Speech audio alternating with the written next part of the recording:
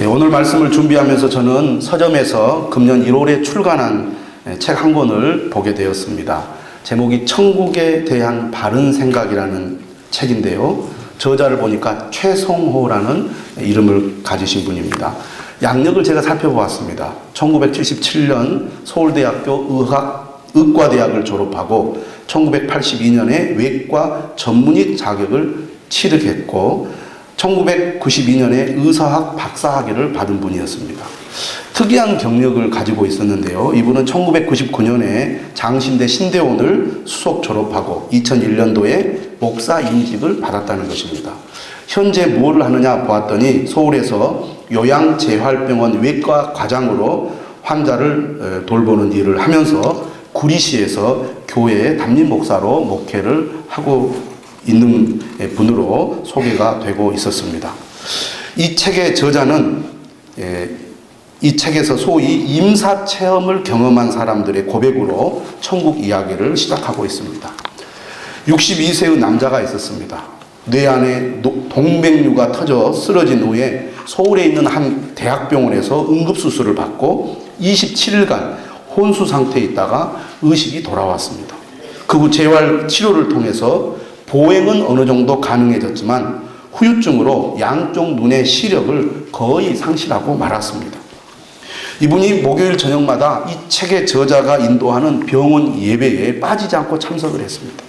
그래서 저자는 그가 오래전부터 신앙생활을 해온 기독교인인 줄 알았습니다.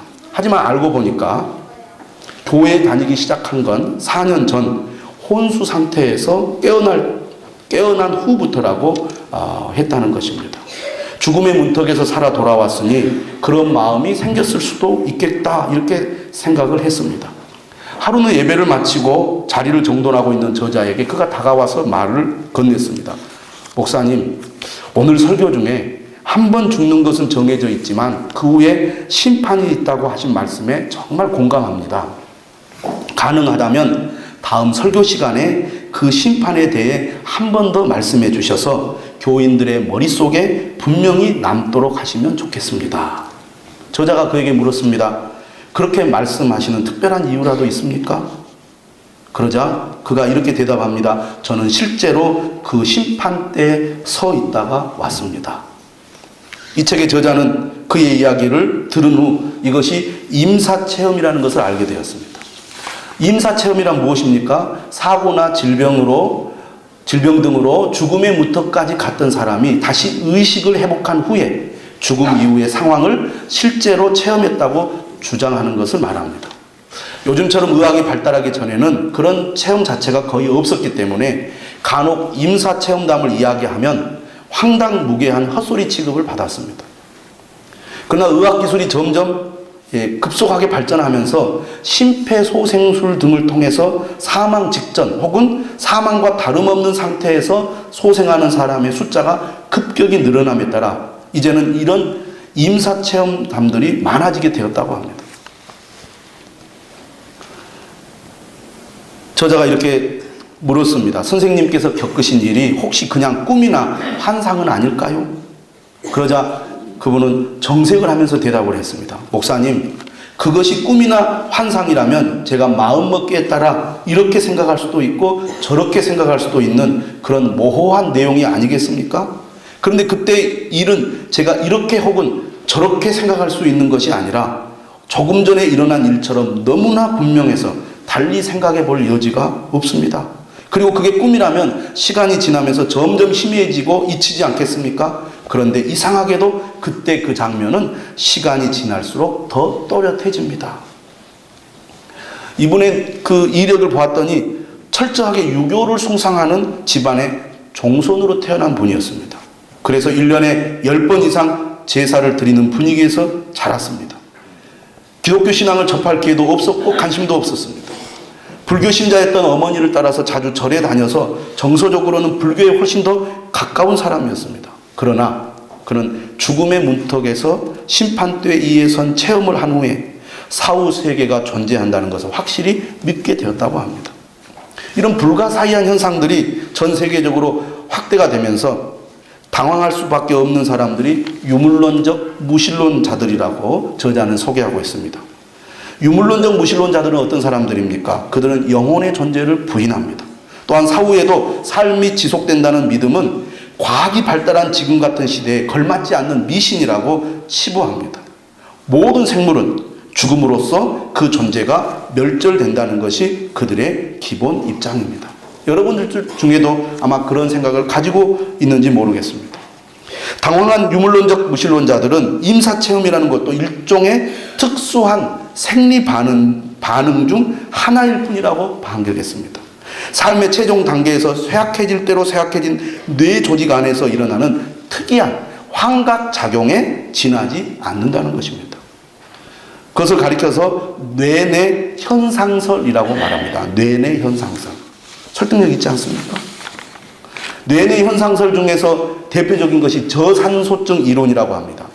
임사체험 때 느끼는 행복감이나 여러 환각적 이미지들은 뇌에 산소가 부족할 때 생기는 현상이라는 주장이죠. 하지만 저산소증 상태에서는 뇌세포의 대사가 느려지고 기능이 떨어져 의식 수준 자체가 저하되기 때문에 환각의 내용이 혼란스럽고 왜곡되어 있으며 아주 비현실적이라고 할 수가 있습니다. 그리고 소생한 후에도 그 기능이 퇴행하여 환자의 기억력이나 사고력이 현저히 떨어지는 경우가 대부분이라고 합니다. 하지만 임사 체험자들에게서는 그런 퇴행이 없고 오히려 정신활동이 이전보다 활발해지고 인격적으로도 더욱 성숙해지는 경우가 많다는 거예요. 조금 전 소개한 이분도 그렇게 고통스러운 가운데서도 정말 진지하게 치료에 임하고 오히려 성실하게 삶을 꾸려가고 있다고 책은 소개하고 있습니다. 또 다른 뇌내 현상설은 뇌내 물질 분비 가설입니다. 죽어가는 뇌 안에서 엔도르핀이나 도파민 같은 물질이 폭발적으로 분비하면서 뇌 신경세포가 과잉으로 활성화되어 그런 현상이 일어난다는 것입니다. 무슨 말인지 잘 모르겠죠? 저도 사실 잘 모릅니다. 예. 이분이 이제 의사 선생님이 책을 통해서 그렇게 이야기를 해줘서 저도 여러분들에게 소개하고 있습니다. 그러나 실제로 엔도르핀을 체외에서 실험적으로 주입해본 학자들의 보고에 의하면 실험 대상자는 엔도르핀을 투여받은 직후에 잠시 무통 상태와 행복감을 느끼는 듯 하다가 이내 잠에 빠져들고 말지 그런 명료한 이미지나 고차원의 정서를 체험하는 일은 전혀 없다는 거예요. 저자에 의하면 이처럼 각종 뇌내 현상설로 임사체험을 설명하려는 시도는 날이 갈수록 그 한계를 드러내고 있다. 이렇게 주장을 하고 있습니다.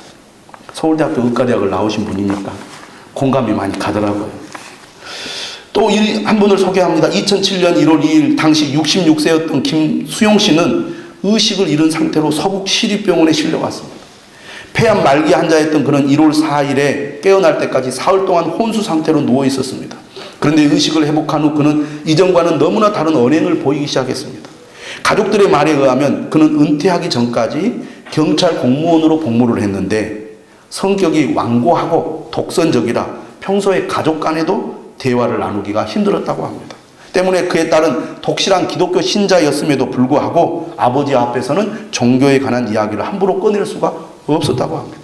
그러던 그가 의식이 돌아오자마자 하나님을 애타게 찾으면서 자신의 죄를 용서해 달라고 울면서 기도하더라는 거예요. 가족들에게도 과거에 자신이 잘못했던 것들을 용서해 달라고 애원을 합니다. 도저히 상상할 수 없던 일이 벌어진 거예요. 그뿐만이 아니었습니다. 그는 병문안 온 사람들에게 가쁜 숨을 몰아쉬면서 사람은 하나님을 진실하게 믿어야 합니다. 그래야 무서운 지옥에 안 갑니다. 잠깐 동안이지만 나는 거기에 갔다 왔습니다. 지금도 생각만 하면 몸이 떨립니다. 절대로 거기에 가면 안 됩니다. 이렇게 말하더라는 거예요. 또 천국은 자동 시스템에 걸려 가까이 가지는 못했지만 먼 발치에서 힐끗 보았는데 정말 평화롭고 좋았다고 이렇게 말하더라는 거예요. 그리고 그곳의 입구는 생각외로 아주 좁았습니다. 그러니까 하나님을 겉으로만 믿어서는 안 되고 정말 진실이 믿어야 합니다. 이렇게 전도까지 하더라는 거예요. 그래서 그는 딸이 출석하던 교회의 담임 목사에게 자신의 체험담을 영상 기록으로 남기는 것을 허락하고 1월 10일에 동영상을 찍었습니다.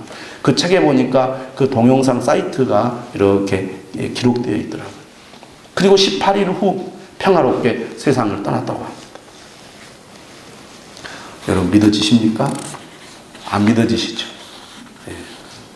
개인적인 체험이지 진짜 지옥을 보았을까? 천국을 보았을까? 아마 여기 앉아있는 분들 대부분도 그렇게 생각할 것입니다. 오늘 예수님도 그런 줄 알고 그 얘기를 하셨어요. 지옥에 갔다가 와서 우리에게 지옥이 있으니 가서는 안 된다고 말해도 사람들이 안 믿을 거라는 거예요. 하지만 우리가 성경을 통해서 예수님께서는 누구보다도 지옥에 관한 말씀을 많이 하셨다는 것을 우리가 알아야 합니다. 마태복음 10장 28절에 몸은 죽여도 영혼은 능히 죽이지 못하는 자들을 두려워하지 말고 오직 몸과 영혼을 능히 지옥에 멸하실 수 있는 이를 두려워하라. 예수님 말씀은 절대로 우리가 지옥에 가서는 안 된다는 겁니다. 마가복음 9장 47절에서 49절에도 이렇게 말합니다. 만일 내 눈이 너를 범죄하게 하거든 빼버리라. 한 눈으로 하나님의 나라에 들어가는 것이 두 눈을 가지고 지옥에 던져지는 것보다 나으니라. 거기에서는 구더기도 죽지 않고 불도 꺼지지 아니하느니라. 사람마다 불로써 소금치듯 함을 받으리라. 얼마나 지옥이 고통스러우면 내 눈이 너를 범죄하게 하거든 빼버리라고 예수님께서 그렇게 말씀하셨을 거예요. 절대로 지옥에 가서는 안 된다는 것을 예수님께서 강조하는 말씀이라고 하겠습니다. 오늘 예수님의 비유를 살펴보면 두 사람이 등장하는 것을 알 수가 있습니다. 이 두 사람의 삶은 매우 대조적입니다. 그들의 삶은 매우 뚜렷하게 비교가 되고 있습니다. 한 사람은 부자이고 또 다른 사람은 거지입니다. 부자는 자색옷과 고운 베옷을 입고 날마다 호화롭게 즐기며 살고 있습니다. 이 자색옷이라는 것은 염색한 옷인데 그때는 염료가 귀해서 색깔 옷이 무척 비쌌다고 합니다. 노동자가 1년쯤 일해야 한 벌 살 수 있을 정도였습니다. 더욱이 자색옷은 훨씬 더 비싼 옷이고 아무나 입을 수 없는 옷이었다고 합니다. 반대로 나사로라 이름하는 거지는 헌데투성이로 부자의 대문 앞에 버려진 채 그 부자의 식탁에서 떨어진 부스러기로 겨우 배를 채웠습니다. 피부에는 부스럼이 나서 몸이 상한 데라고는 없었습니다.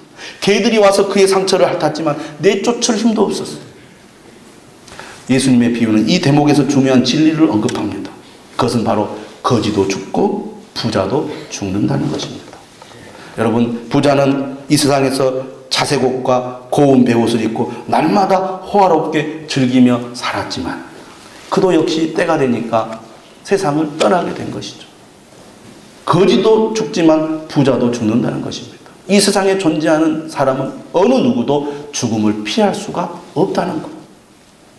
그것이 오늘 이 비유를 통해서 주님이 가르쳐주는 첫 번째 진리입니다. 그런데 더 중요한 것이 있습니다. 오늘 예수님의 비유는 우리에게 무엇을 얘기합니까? 죽음이 끝이 아니라는 것입니다. 할렐루야. 히브리서 9장 27절에 뭐라고 되어 있습니까? 한 번 죽는 것은 사람에게 정해진 것이요 그 후에는 심판이 있으리니. 죽음이 끝이 아니다. 죽음 이후에는 심판이 있다. 그렇게 예수님은 말씀하고 있습니다. 죽음 이후에 두 사람이 어떻게 되었습니까? 놀랍게도 두 사람의 처지가 역전이 되었습니다.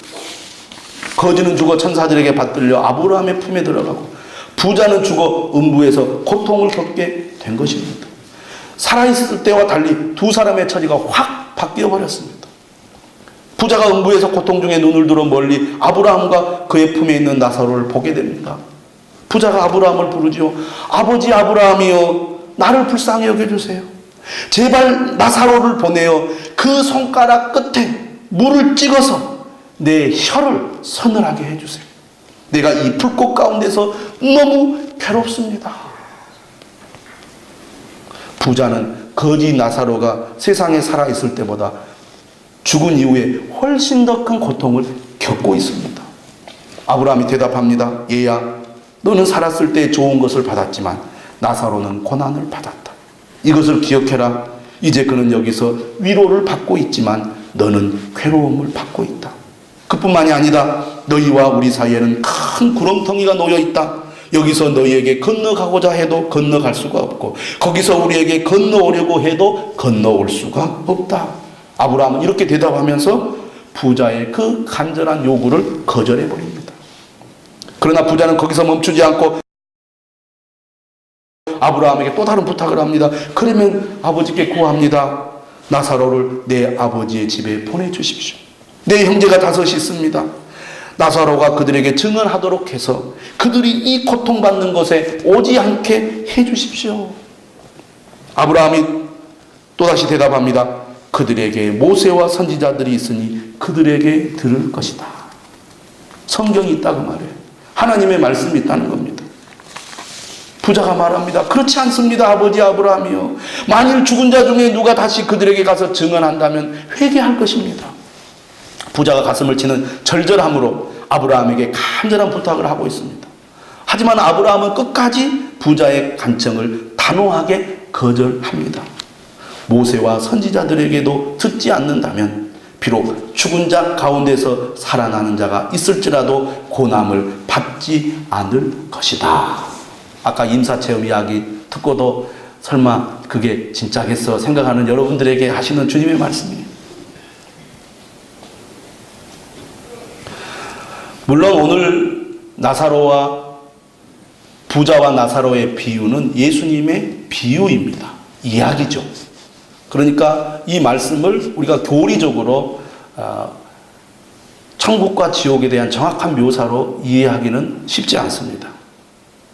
당시 유대인들의 환경 속에서 주님이 이 이야기를 통해서 제자들과 특히 바리새인들에게 전달하려고 하는 주님의 분명한 목적이 있어서 이 이야기를 한 것은 틀림없지만 우리는 이 비유를 통해서 천국과 지옥이 어떤 곳인지 또 우리가 절대로 지옥에 가서는 안 된다는 사실을 우리는 분명히 깨달을 수가 있습니다. 여러분, 부자가 왜 지옥에 갔을까요? 부자이기 때문에 간 겁니까? 아닙니다. 부자이기 때문에 지옥에 갔다는 말씀은 없습니다. 물론 예수님께서 부자가 천국에 가는 것은 낙타가 바늘기로 들어가는 것보다 더 어렵다고 말씀한 것은 사실입니다. 그런데 오늘 우리가 말씀을 통해서 뭘 알 수 있습니까? 살아생전에 모세와 선지자들을 통해서 반복해서 들려지는 말씀을 이 부자는 귀담아 듣지 않았습니다. 그리고 고의적으로 거슬렀습니다. 이 땅에서 오직 자신만을 위해 좋은 것을 마음껏 누리고 자신의 욕망만을 추구하며 살았던 사람입니다. 그에게는 하나님은 관심이 없었습니다. 하나님의 말씀은 그에게 아무 상관이 없었던 겁니다.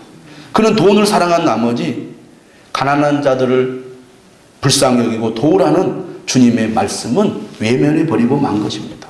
이기적이고 자기중심적인 태도로 자신의 욕구만을 충족시키게 살았던 사람입니다. 그 결과 그는 지옥에 떨어져 고통 속에서 자신과 하나님 사이에 막막한 단절을 경험하게 된 것이죠. 나사로는 왜 천국에 갔을까요? 가난했기 때문에? 그렇지 않죠. 나사로가 천국 간 이유는 우리가 잘 알 수 없지만 그의 이름을 통해 짐작해 볼 수가 있습니다. 나사로란 이름의 뜻이 무엇입니까? 한번 따라서 합시다. 하나님이 도우신다. 가난해서가 아니라 삶의 고난들, 가난과 질병으로 인해 오직 하나님만을 바라보고 의지하고 믿었기 때문에 천국에 간 것입니다. 비록 세상에서 집 한 칸 없고 건강도 부도 명예도 안락함도 없었지만 하나님을 자신의 도움으로 삼고 주님만 의지하며 살았다는 것입니다.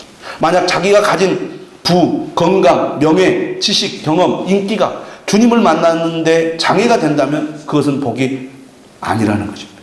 가난, 질병, 소외, 비천함, 연약함, 고통이 주님을 영접할 기회가 된다면 오히려 그것이 복이 될 수 있다는 얘기입니다. 나사로는 인생의 불행을 통해서 하나님을 믿고 의지하는 것을 배웠습니다. 여러분, 오늘 우리의 삶이 나사로의 처지만큼 비참하지는 않을지라도 오늘 우리의 삶도 참으로 힘들고 고단하고 괴롭고 소망이 없는 것처럼 보이는 경우가 참 많이 있습니다. 왜 내 삶은 이럴까? 왜 나는 이렇게 힘들까? 왜 나는 내 삶이 잘 풀리지 않을까? 왜 늘 염려와 걱정, 늘 고통 속에서 끊임없이 내 삶은 연속되고 있을까? 왜 그런 삶을 내가 벗어나지 못하고 있을까? 그런 생각을 여러분 하고 있다면 오늘 나사로를 주목해 보시기 바랍니다. 하나님은 나사로를 외면하지 않았습니다. 나사로를 버리지 않았습니다. 결국 나사로는 하나님의 위로를 받은 사람입니다. 여러분, 남과 비교해 볼 때 내 삶은 왜 이렇게 초라할까? 그렇게 생각하신 분들이 있습니까? 나사로가 부자의 삶을 보면서 얼마나 자신의 초라함을 느꼈겠습니까? 하지만 하나님은 나사로를 외면하지 않았습니다.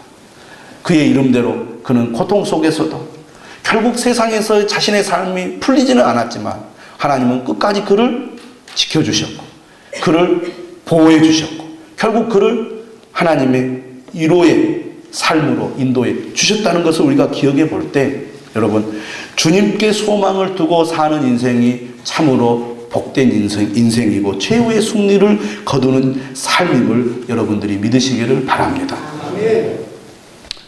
부자가 지옥의 고통 속에서 간청한 것들이 무엇입니까? 왜 그 간청한 것들이 거절당했습니까? 오늘 아브라함은 이렇게 말합니다. 세상에 살 때 이미 네가 좋은 것을 다 받았기 때문이다. 또 엄청난 강력이 있기 때문이다. 말씀을 듣지 않았기 때문이다. 이렇게 얘기하고 있습니다. 여러분, 천국과 지옥은 이 세상에 사는 동안에 결정된다는 것을 알아야 됩니다.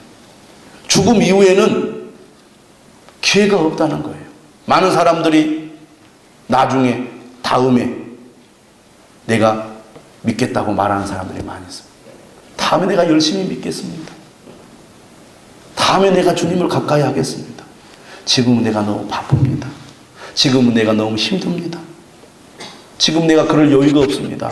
하고 뒤로 미루는 사람들이 너무너무나 많아요. 그런데 여러분, 우리에게 항상 기회가 주어진다는 보장이 없습니다. 지금이 우리가 주님을 찾을 때고, 지금이 우리가 주님을 가까이 할 때고, 지금이 우리가 주님을 진실로 믿을 때고, 지금이 우리가 열심으로 주님을 섬기고 예배하고 주님을 위해서 헌신할 때임을 믿으시기를 바랍니다. 오늘 부자의 그 가슴 절절한 호소를 여러분 기억하십시오. 그가 뭐라고 말합니까? 절대로 지옥에 가서는 안 된다는 거예요. 그렇지 않습니다. 아버지 아브라함이요, 만일 죽은 자 중에 누가 다시 그들에게 가서 증언한다면 회개할 것입니다. 내 형제 다섯이 있으니 나사로가 그들에게 증언하도록 해서 그들이 이 고통받는 곳에 오지 않게 해주십시오. 여러분, 절대로 지옥에 가서는 안 된다는 것입니다. 저는 여기 있는 우리 모든 성도들이 한 사람도 지옥에 가는 일이 없기를 바랍니다. 할렐루야. 하나님의 말씀은 거짓이 아닙니다. 예수님의 말씀은 진리입니다. 지옥에 가서는 절대로 안 된다는 것이죠. 그런데 많은 사람들이 이 세상의 삶만이 전부인 것처럼 살아가고 있습니다. 누가복음에 보면 이 부분에 대해서 예수님이 계속해서 강조하고 반복하고 있습니다. 많은 사람들이 이 세상이 전부인 것처럼 그렇게 살아갑니다. 미래를 대비하지 못합니다. 먹고 마시고 시집가고 장가가고 오직 그런 일에만 관심을 가지고 살고 있습니다. 부자는 지옥에 가서야 내가 너무 이 세상만 바라보고 살았구나, 하나님에 대해 부여하지 못했구나 라고 깨닫습니다. 여러분, 누가복음 12장에 보면 부자가 등장을 하지요. 이 부자의 관심사는 어디에 있었습니까? 오직 이 세상에만 있었습니다. 다시 말하면 이 부자의 관심은 오직 웰빙에만 있습니다. 누가복음 12장 19절에 이렇게 말하죠. 영혼아, 여러 해 쓸 물건을 많이 쌓아두었으니 평안히 쉬고 먹고 마시고 즐거워하자. 평안히 쉬고 먹고 마시고 즐거워하자. 오늘 우리 한국 사람들이 가장 소망하는 삶입니다. 웰빙. 그런데 이 부자에 대해서 하나님 뭐라고 평가하십니까? 어리석은 자여, 오늘 밤에 내 영혼을 도로 찾으리니 그러면 내 준비한 것이 누구의 것이 되겠느냐? 이 비유를 말씀하시고 예수님이 이렇게 결론을 내립니다. 자기를 위하여 재물을 쌓아두고 하나님께 대하여 부요하지 못한 자가 이와 같으니라. 누가복음 16장 오늘 본문에 나오는 부자가 바로 그런 사람이었습니다. 자기를 위하여 재물을 쌓아두고 평안히 쉬고 먹고 마시고 즐거워하는 일에만 관심을 가졌지 하나님께 대하여 부여하지 못했습니다. 그는 웰빙만 생각했지 웰다임은 생각하지 못한 사람입니다. 여러분, 우리가 이 땅에서 어떻게 사는 것이 얼마나 중요합니까? 그러나 그보다 더 중요한 것은 우리가 어떻게 죽느냐, 그것이 더 중요하다는 얘기입니다.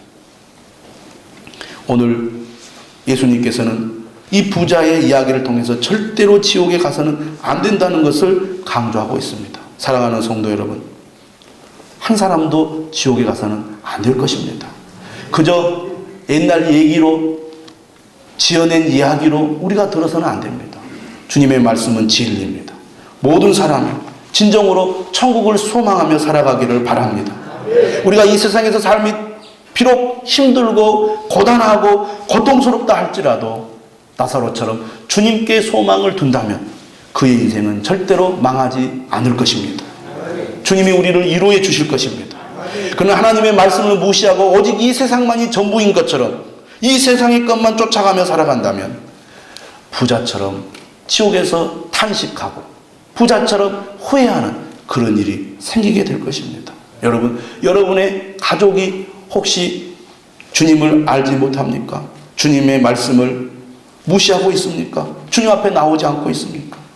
여러분의 가족, 여러분의 자녀들이 절대로 지옥에 가서는 안 된다는 그 사실을 여러분들이 깨닫고 그들을 위해 기도하고 그들을 주님께로 인도하는 여러분 되시기를 바랍니다. 절대 포기하지 말고 지옥에 가서는 안 된다는 그런 분명한 주님의 말씀을 기억하고 천국을 소망하고 사모하며 좁은 길로 가시는 저와 여러분들 되시기를 주님의 이름으로 축원합니다. 찬송하겠습니다. 408